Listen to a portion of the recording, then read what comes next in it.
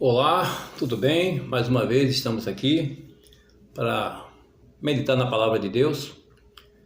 E eu recebi uma cobrança, viu?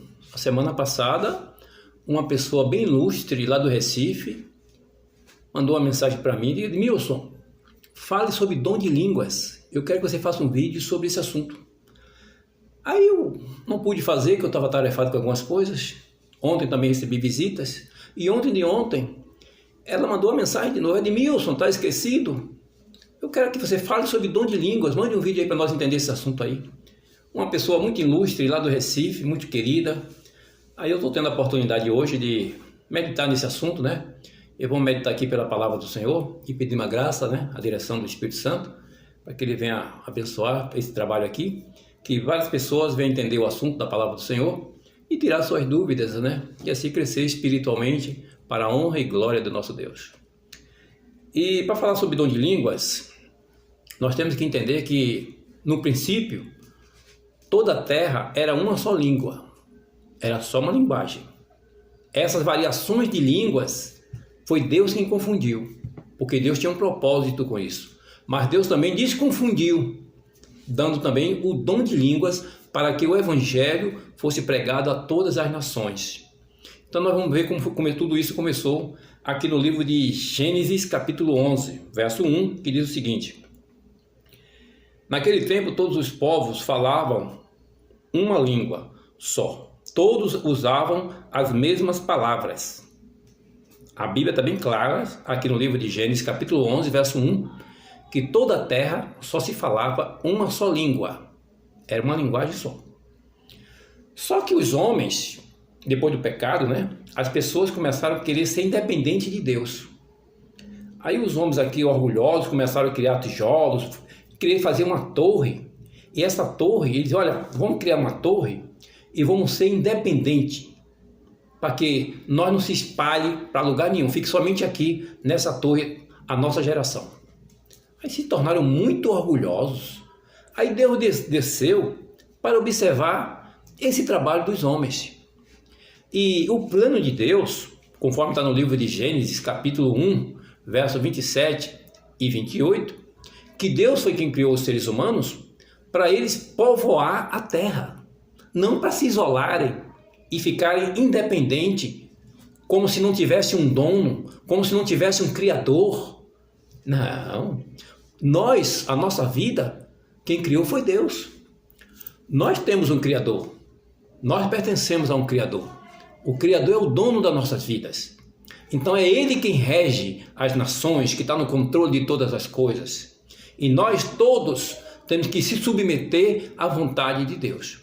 Então Deus criou os seres humanos com um propósito: para povoar a terra, para a honra e glória de Deus.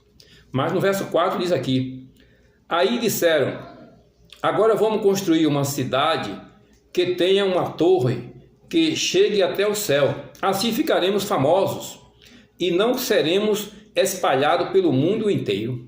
Quer dizer, desvirtuando o que Deus tem falado na palavra de Deus lá em Gênesis 1, verso 27 e 28. O propósito de Deus é para povoar a terra. Eles aqui querem ser independentes.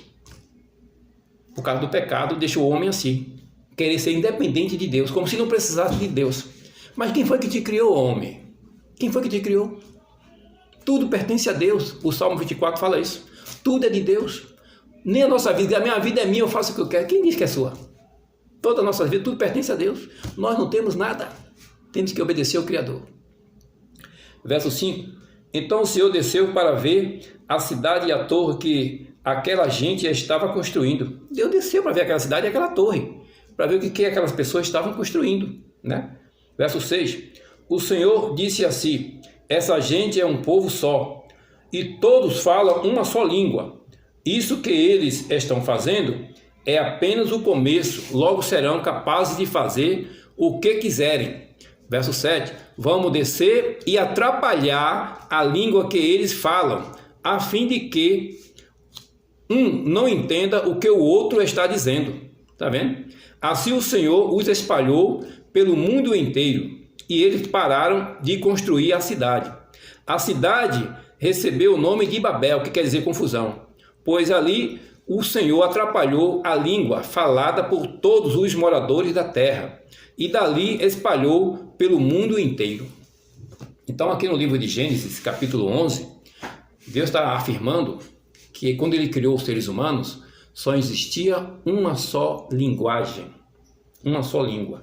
Só que Deus confundiu aqui a língua dos seres humanos, no livro de Gênesis, capítulo 11, na Torre de Babel, mas só que ele complicou aqui, mas na festa do Pentecostes, ele também descomplicou isso. Ele fez as pessoas entenderem a sua linguagem materna pela voz dos apóstolos. Então, na festa do Pentecostes, Deus derramou o seu milagre, foi nos apóstolos, porque quem estava falando em línguas eram os apóstolos. E todos que estavam reunidos, pessoas de várias nacionalidades, começaram a entender na linguagem materna em que eles nasceram. Então, vamos ver isso aqui no livro de 1 Coríntios, capítulo 12. Nós vamos falar sobre os dons. 1 Coríntios, capítulo 12.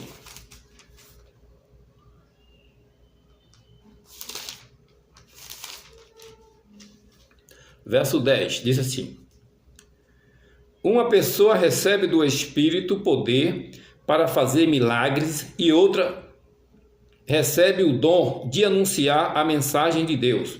Ainda outra pessoa recebe a capacidade para saber a diferença entre os dons que vêm do Espírito e os que não vêm dele. Para uma pessoa, o Espírito dá a capacidade de falar em línguas estranhas. E para outra, ele dá a capacidade de interpretar o que estas línguas querem dizer. Ou seja, existem vários dons dados pelo Espírito Santo a cada pessoa. Mas o dom de língua, Deus deu como propósito para anunciar o Evangelho, mas também que tem alguém para interpretar. Tá? Porém, é um só e o mesmo Espírito quem faz tudo isso. Ele dá o dom diferente a cada pessoa conforme ele quer. Os dons são do Espírito Santo. É ele que retribui a cada pessoa conforme ele quer.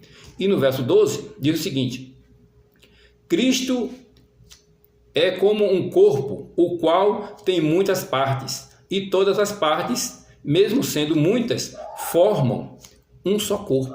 Interessante Paulo fazendo essa explicação aqui do corpo, porque um corpo humano tem vários membros, são todos interligados uns com os outros e todos harmoniosamente trabalham dentro de um propósito daquele corpo. Assim, as células chamadas de seres humanos, que são milhares de seres humanos, então todos que estão ligados em Cristo Jesus formam o corpo de Cristo. E esse corpo não tem só o braço, a perna, cabeça, olhos, nariz, são diversos membros.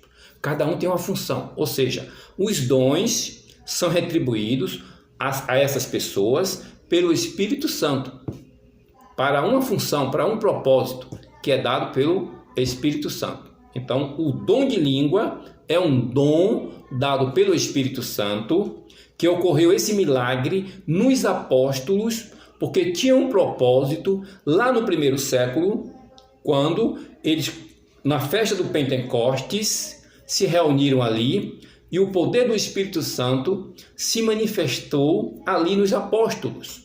Então os apóstolos começaram a anunciar o Evangelho através de línguas estranhas, porque ali tinham várias pessoas de várias nacionalidades reunidos no mesmo lugar. Então, a necessidade de falar em línguas, naquele sentido ali, no primeiro século, com o propósito de anunciar o Evangelho a várias pessoas de várias nacionalidades que estavam reunidas no mesmo lugar. Vamos ver isso no livro de Atos, capítulo 2. Atos, capítulo 2. Eita.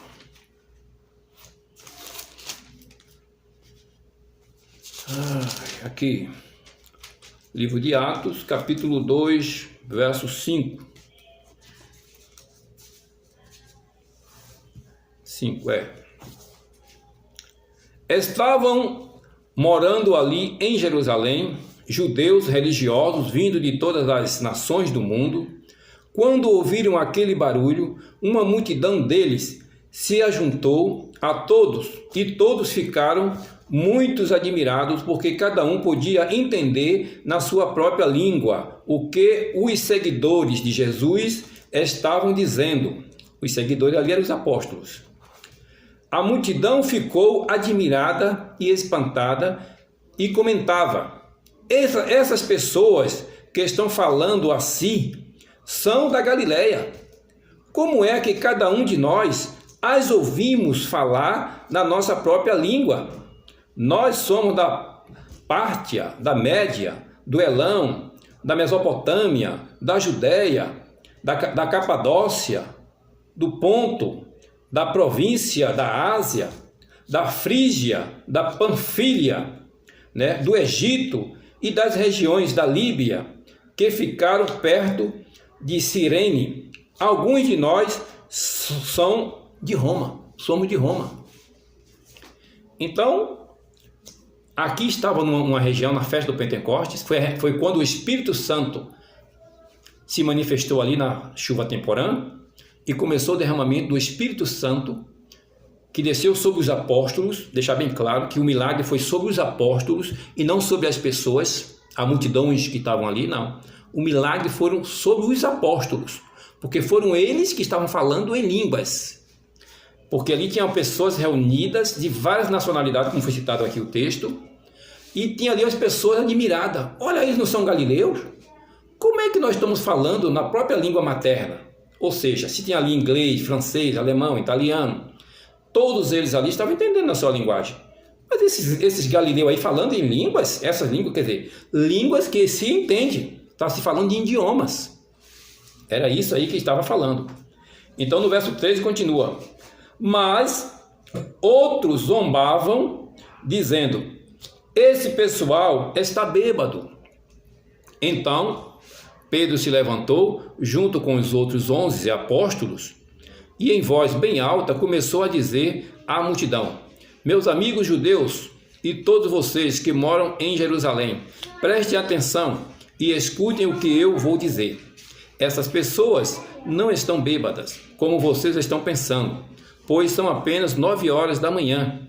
O que de fato está acontecendo é que o profeta Joel disse: é isto o que eu vou fazer nos últimos dias, diz Deus: derramarei o meu espírito sobre todas as pessoas. Os filhos e as filhas de vocês anunciarão a minha mensagem. Os moços terão visões e os velhos sonharão. Assim eu derramarei o meu espírito sobre os meus servos e as minhas servas. E naqueles dias eles também anunciarão a minha mensagem. Então, nesse período em que os apóstolos, lá no primeiro século, estavam falando em línguas, algumas pessoas começaram a zombar deles. Às 9 horas da manhã, eles estão bêbados, falando essas coisas aí. Aí Pedro, sempre Pedro, se levantou e chamou a atenção de todos: meus queridos, o que está acontecendo aqui é a manifestação do Espírito Santo. Aí começou Pedro a explicar a pregação do Evangelho. Então eles não estavam bêbados, eles estavam falando em línguas, em idiomas, que todos ali estavam entendendo aquela linguagem. Então Pedro chamou a atenção, através do Espírito Santo, mencionando Joel, o livro de Joel, que no tempo do fim, também essa manifestação do Espírito Santo será derramado sobre o povo de Deus. Naquele período ali da chuva temporã, foi a manifestação do início da pregação do Evangelho. E no tempo do fim, a colheita será pregada também através do Espírito Santo, chamado de a chuva temporã, e agora é a chuva serôdia. No tempo do fim será a chuva serôdia, que também é a manifestação do Espírito Santo. Agora, a manifestação do Espírito Santo vai se manifestar na vida daqueles que forem selados pelo Espírito Santo de Deus, tá? Agora só vão ser selados os que guardam os mandamentos de Deus e têm o testemunho de Jesus. ou seja, aqueles que estudam a Bíblia e praticam os ensinos de Jesus. Então, esses que não se acham engano nem tolo nenhum na sua boca, conforme está escrito em Apocalipse 14, verso 5, está mencionando ali os 144 mil. Os 144 mil é um grupo à parte, mas não só eles que são selados, eles são os primeiros a serem selados, conforme Apocalipse 14, verso 4. Está lá escrito, Deus fala que eles são os primeiros a serem selados, mas uma multidão também serão selados pelo Espírito Santo. Aqueles que pertencem a Deus serão todos selados, tá? Então, no período que eles vão mencionar essa mensagem, que período é esse? Vamos ver isso no livro de Joel. Joel capítulo 2. Vamos ver isso no livro de Joel. Joel capítulo 2. Verso 29. É isso aí. Até sobre os... Não, 29. 28 e 29. O Senhor diz ao seu povo: depois disso, eu derramarei o meu espírito sobre todas as pessoas. Os filhos e as filhas de vocês anunciarão a minha mensagem. Os velhos sonharão e os moços terão visões. Os moços terão visões. Até sobre os escravos e as escravas, eu derramarei o meu espírito naqueles dias. Que dias é esse aqui que Deus está falando aqui no livro de Joel? Que é no tempo do fim aqui.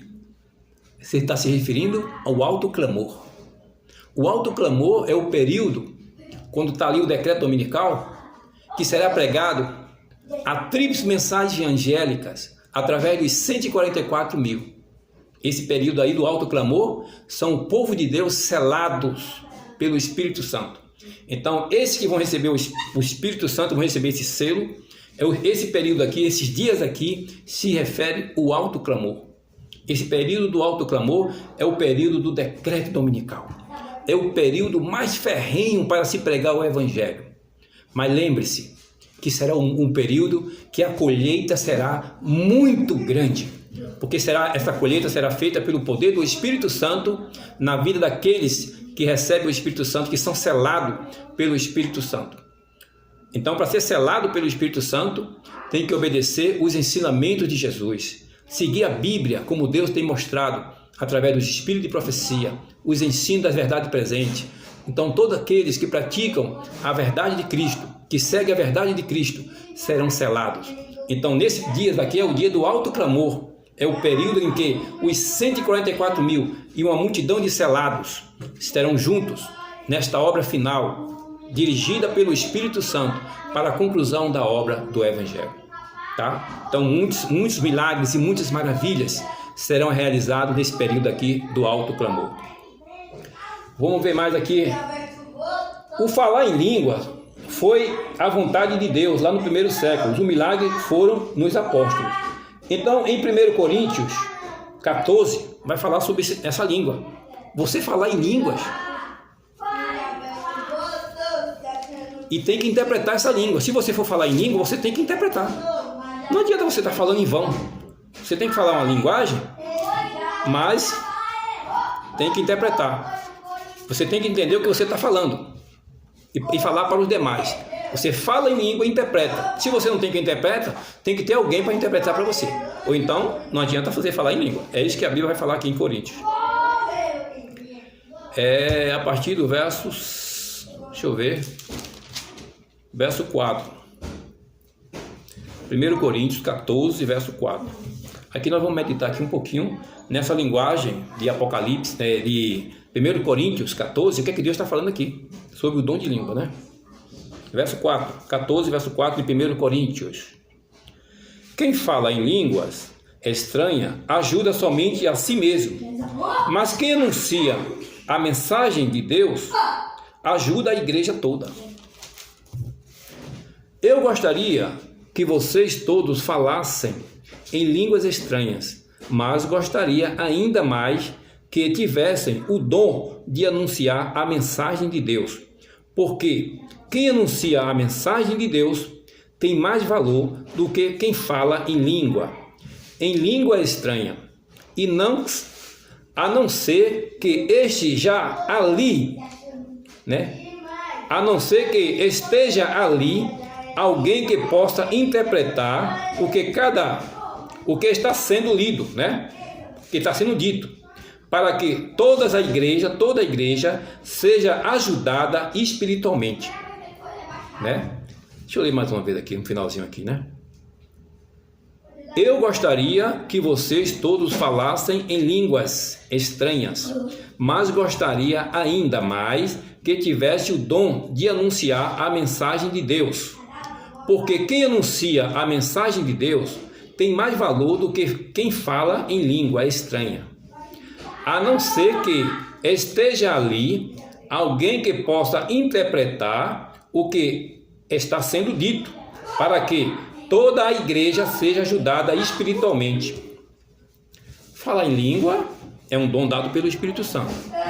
Mas se você falar em língua, no meio que tem um bocado de gente ali reunidos, você tem que interpretar. Se você não sabe interpretar, então tem que ter alguém para interpretar o que você está falando em língua. Hatibum Ariu Harizu. Hatibum Ariu Harizu. O que foi que eu falei aí? Eu entendo e eu sei. Então tem alguém para interpretar o que eu estou falando aqui? Não. Se não tem, então não preciso falar essas coisas. As pessoas ali vão sair edificadas? Não. Então não tem necessidade de eu estar falando essas línguas estranhas, como dizem aí, essas línguas que ninguém entende. Porque não pode estar falando essas línguas assim à toa. Isso não é normal isso. Isso não vem de Deus. Não é de Deus. Não se sinta ofendidos. Porque a palavra vai mostrar aqui que toda língua tem um som e tem um entendimento de cada fala. Toda fala tem um entendimento. Então você falar uma coisa que não sabe nem o que está falando, não tem entendimento, não tem ninguém para interpretar, então é melhor você não falar essas coisas. Deus deseja que você pregue o evangelho, que todos entendam o evangelho, a palavra de Deus. De quem está falando em línguas que ninguém entende, nem você mesmo entende o que está falando. Então isso aí é uma coisa anormal. Verso 7 diz o seguinte: por exemplo, além da voz humana, existem os instrumentos musicais como a flauta e a harpa. Se os sons não saírem com toda clareza, como poderá alguém saber o que está sendo tocado em um ou outro desses instrumentos? Se quem toca a corneta não der o som bem claro, quem se preparará para a batalha? Assim também, como é que os outros vão entender o que vocês estão dizendo? Se a mensagem, por meio de línguas estranhas, não for clara, vocês, estejam falando para o vento. Verso 10. No mundo há muitas línguas diferentes, mas cada uma faz sentido. Cada uma faz sentido. Verso 11. Porém, se eu não entendo a língua na qual alguém está falando comigo, então quem fala em língua é estrangeiro para mim, e eu sou um estrangeiro para ele. Ou seja, você está falando com um italiano. Você não entende, às vezes a pessoa não entende a voz do italiano, porque o italiano está falando ali, o significado da voz da palavra italiano. Às vezes você está falando, um alemão está falando com outro alemão. Você é um português. Você não está entendendo o que aquele alemão está falando ali. Então, se eu estou num ambiente que só tem português, eu vou falar alemão. Se eu estou falando em alemão, eu tenho que interpretar para todos que estão ali no ambiente entendam o que eu estou falando, para que todos sejam edificados. Caso eu não seja falar, eu não sei interpretar, então não preciso falar essas línguas aí. Porque aqui no verso 10, no mundo há muitas línguas diferentes, mas cada uma faz sentido. Então todos os idiomas têm o seu sentido. Como também todos os instrumentos que são tocados, aquele som dos instrumentos, a pessoa que entende de música, olha, esse som aí é de flauta, esse aqui é de violão, isso aqui é de uma bateria. Esse som aqui, esse som aqui é de tal instrumento, esse aqui é de um violino. Dá para entender. Então, na linguagem humana, toda linguagem humana tem sentido, tem um significado. Dá para entender, tem que ter um intérprete. Mas se eu falo em línguas, e que eu nem mesmo sei o que eu estou falando, Deus está dizendo, não, para por aí. Não adianta você estar falando essas coisas, não. Porque o dom de língua que Deus está falando aqui está se referindo a idiomas. Alemão, inglês, francês, italiano, português e assim por diante. Então, todos som de língua tem o seu significado. Tá? Verso 13. Portanto, quem fala em línguas estranhas deve orar pedindo a Deus que lhe dê o dom de interpretar o que elas querem dizer. Eu vou falar aqui uma palavra em inglês. How are you? I'm fine, thank you. And you? Digamos que isso aqui só tem português. Eu sei que na tela aí muitas pessoas vão entender isso aqui. Existem muitas pessoas que entendem inglês aí fora. Mas aqui no ambiente que eu estou falando só tem português. Eu fiz uma pergunta em inglês e respondi em inglês. Os que estão aqui do meu lado não entenderam nada. Mas tem pessoa aí fora, com certeza que entende inglês, sabe o que eu estou falando. How are you? Como vai você? I'm fine, thank you. And you? Eu vou bem, obrigado. E você? Você entendeu? Estou falando em línguas estranhas, em idiomas, em inglês, mas aqui no meu redor só tem português. Então eu fiz uma pergunta em inglês, aos demais que estão lá em inglês, mas os que estão aqui em português não entendeu nada. E eu respondi também em inglês. I'm fine, thank you. And you? Eu vou bem, obrigado. E você? Então, se eu falar em línguas, eu tenho que dar a interpretação para os demais, para que toda a igreja seja edificada naquilo que você está falando. Então, Deus prefere que eu fale palavras que tenham discernimento, do que falar palavras que não têm nenhum significado, que nem sei o que eu estou falando. Então, é melhor ficar calado do que falar coisas que não, você nem a pessoa mesmo sabe o que está falando. Então, o dom de língua está se falando de idiomas. É isso que Deus quer falar. Verso 16. Se você dá graças a Deus em línguas estranhas, como é que uma pessoa simples, que estiver na reunião poderá dizer amém? A oração de agradecimento que você fez, ela não vai conseguir entender nada do que você está dizendo. É isso. Eu acabei de falar aqui em inglês e dei a explicação. Então, se eu falar em um idioma, eu tenho que dar uma interpretação, para que todos entendam o que eu estou falando.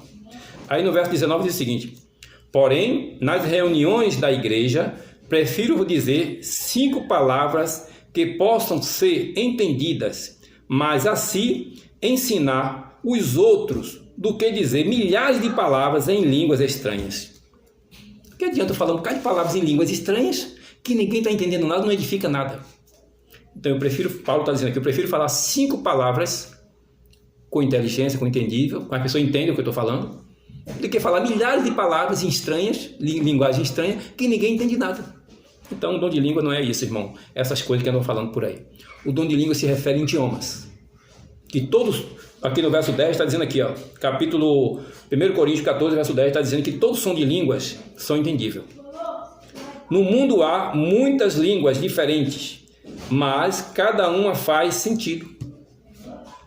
O inglês tem um sentido, o português tem um sentido, o alemão, o japonês, o chinês, cada som de línguas tem o seu sentido, o seu significado nos seus idiomas. Então, se tem aqui um bocado de português aqui, só tem português aqui, tem a necessidade de eu estar falando em línguas? How are you? Não, how are you não. Hatibum, você nem diz essas línguas aí. Para que eu vou falar isso? Não tem significado de estar falando essas coisas. Tem que falar uma palavra que as pessoas entendam o que você está falando. Se falar em língua, interprete. Qual foi a língua que você falou? Inglês? Interprete em inglês. Foi alemão, espanhol? Interprete, para que as pessoas entendam o que você está falando. Ah, você não sabe interpretar? Então tem que ter alguém para interpretar. Mas se não tem alguém para interpretar, então é melhor você ficar calado. Fala as palavras que as pessoas entendam. Dom de língua é isso, está se falando a isso. Lá no começo, a terra era uma só língua. Deus confundiu lá na Torre de Babel. Na festa do Pentecostes, Deus desconfundiu, E aqui em 1 Coríntios 14, Deus está falando do significado das línguas, que todos têm o seu significado. E devemos falar palavras que todos entendam. Esse é o pequeno estudo que eu fiz aqui sobre o dom de línguas. Que Deus abençoe vocês, espero que vocês tenham entendido. Que o Espírito Santo dê mais compreensão a cada um de nós, para cada vez mais compreender a sua palavra e assim glorificar o nome de Deus. Que Deus abençoe a todos. Pai amado, santo e poderoso, exaltado e glorificado seja o teu nome. Obrigado pelos teus ensinos da tua palavra. Que muitas pessoas começam a criar confusão e confundir a tua palavra, querer confundir a tua palavra. Mas a tua palavra não entra em contradição. É só procurar estudar ela direitinho, procurar entender o que a Bíblia está dizendo. E sobre o dom de língua, está se falando aqui de idiomas. O Senhor confundiu lá na Torre de Babel, lá na festa do Pentecostes. O Senhor desconfundiu para pregar o Evangelho, para que todos entendam a tua mensagem, a mensagem de salvação. Que o Espírito Santo abençoe todos nós, nossa família, e nos capacite a vencer as batalhas individuais que nós passamos. Nós estamos passando por luta, por dificuldades, mas o Senhor é conosco. E a vitória é certa, porque a vitória vem do Senhor. E precisamos estar alinhados ao Senhor e à tua palavra e fazendo aquilo que agrada ao Senhor. Nessa luta e nessa batalha, nessa peleja que muitos de nós estamos enfrentando. O Senhor diz lá em 2 Crônica 20:17. Essa peleja não é nossa, mas é tua. Toma em tuas mãos, Senhor, nossas vidas, nossa família, nossas lutas, nossas dificuldades. E pedimos a tua bênção e a vitória no Senhor sobre a nossa batalha que nós estamos passando aqui. Colocamos nossas vidas nas tuas mãos e seja feita a tua vontade. Em nome de Jesus, Senhor. Amém.